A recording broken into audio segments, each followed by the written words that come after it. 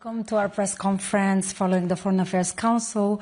The High Representative will brief you on today's discussion with the ministers, and then we will move on to your questions. High Representative, without further ado, the floor is yours. Good afternoon, everybody.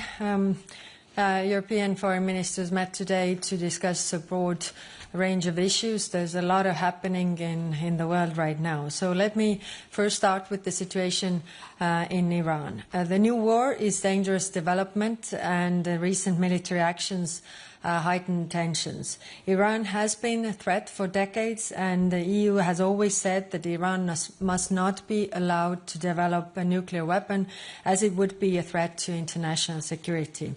But military actions are always fraught with risks and uncertainties. What matters now is minimizing the risk of further escalation. Today, ministers urge all sides to step back, return to the negotiation table, and prevent further escalations. Extended war benefits no one.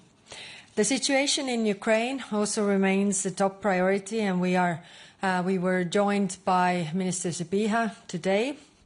So we all support the efforts to achieve a ceasefire, but Russia is escalating the frequency and intensity of its attacks. Just last night we had again in Kiev 5 casualties.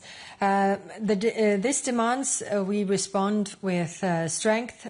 By the end of this week, we aim to approve the 18th package of sanctions on Russia.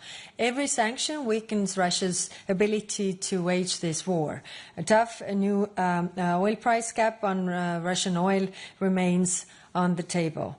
I'm also pleased to announce we discussed the military support to Ukraine, and I'm pleased to announce that 80% of the pledges needed for this 2 million round initiative have already been done for this year. But of course it's 80%, and we still need to do 20 more.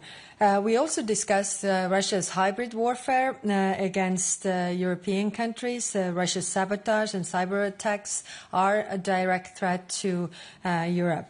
The EU's new counter-hybrid strategy is a clear blueprint for how to respond. And around the world, of course, when we talk about Shadow Fleet, for example, then EU delegations are helping countries to deflag Shadow Fleet ships. So we have Tanzania has already deregistered 7 ships, and I welcome that Panama, Honduras and Barbados won't register any of the listed vessels. This also helps to prevent sanctions circumvention. Then we had lunch, ministers-only discussion on China. It is clear that China is one of the largest trading partners, and we have few issues like climate change where we cooperate. But every relationship requires a dose of realism. China enables Russia's war. We have the wording from NATO that China is the key enabler of Russia's war against Ukraine. It carries out cyber attacks. It interferes our democracies. It uses coercive trade practices. And these aspects strain our relationship and make it increasingly hard to continue as before. So it was important to hear the thoughts of member states and EU foreign ministers before we have the European Union and China summit next month.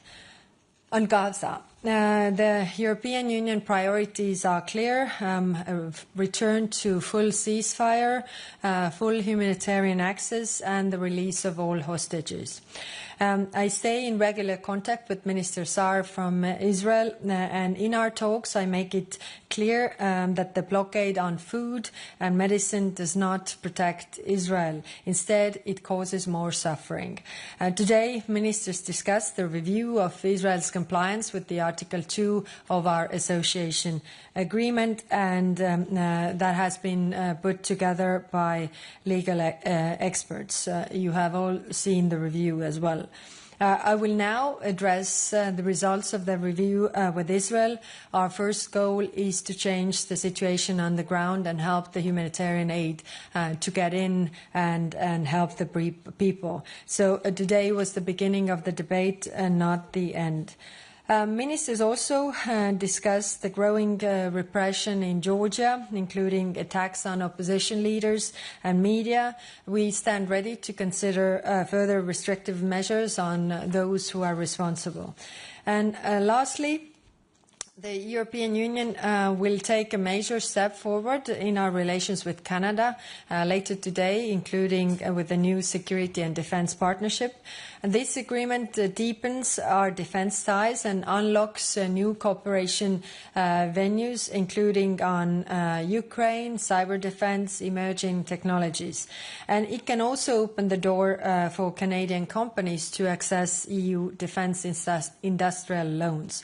Europe and Canada grow stronger together. We are sharing the same values, and at the time of rising tensions, this partnership is a vital step forward facing today's security challenges, and doing that together with our friends from Canada. Thank you. Thank you, High Representative. We'll start with Ksenia.